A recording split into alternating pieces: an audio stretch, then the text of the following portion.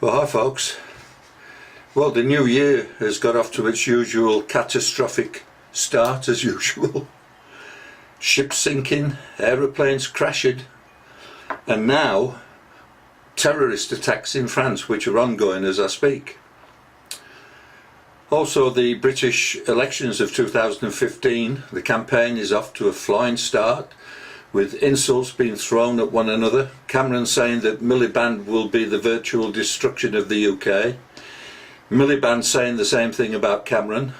And Clegg, of course, says the same thing about the other two. Some kind of political manifesto, eh?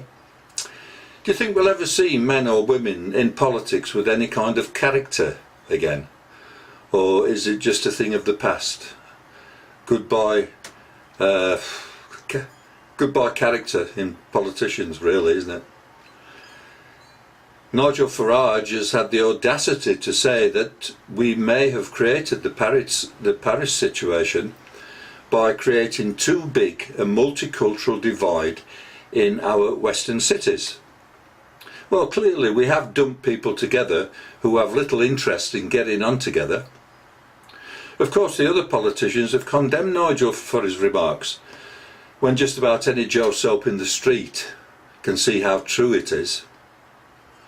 Well, you know, folks, it may be another interesting year in this year of 2015, but I keep remembering my old Boy Scouts motto, be prepared. Anything can happen. You know, if we keep voting for the same old political parties, the tired system, as I call it, I personally can't see much of a future for this whole world. But there is, however, a glimmer of hope that many are getting sick of the old system, the political system, and want to change, they want something new to happen. Well, that gives me a little bit of hope. Who knows, perhaps we might see change this year, change for the better. Well, folks, remember that we are the voters and therefore we have the power to make that change happen. As a Christian and a Bible-believing man, I'm not looking really to any politician to improve this world, though I shall still be voting for a politician. But I don't believe it's possible for man to do it. I think it's too late now. I'm looking for the return of Christ, because Christ is our only hope. If you look on the World Events tab on my website and click on the EU tab, that is before I update it in the next few days, then you will see that Lithuania in the new year has joined the Eurozone. And there's a video on there which is very interesting. There's an interview with a man in the street who constantly refers to a global world government, that it's here, that it's coming, and it's about to take over. Well, you know, that's exactly what the Bible has been predicting for thousands of years.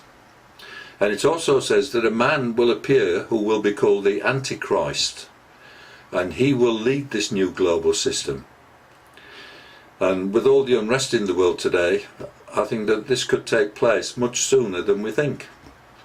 And you know, when he comes, he'll make the atrocities in Paris look like a kid's party. Anyway, folks, I wish you all a happy new year, and I urge you to hold fast to the Lord and look for his coming. And I want to leave you with a Bible saying, a quote from the Bible. It was the favourite scripture of a friend of mine in New Jersey, USA. George was his name. Before he went to the Lord, George was a staunch Republican. And he often used to quote this to me. He used to say, John, the heart of the wise inclines to the right, but the heart of the fool to the left. And it's to be found in Ecclesiastes chapter 10 verse 2. And then George would always end by saying, go figure, man. Well, folks, enjoy the site, and I'll keep updating it often. The thoughts for the day, you may have discovered, are updated each day, except sometimes on a Sunday I don't update it, but most of the rest of the week, 6 days a week, I update the thoughts, or the thought for the day, or thoughts for the day, whatever. The rest of the site is updated 2, 3, sometimes 4 times a week. So you should always find something interesting to read on there. So God bless you all, folks. Keep following Jesus, and God bless you. See you in the very near future. Bye for now.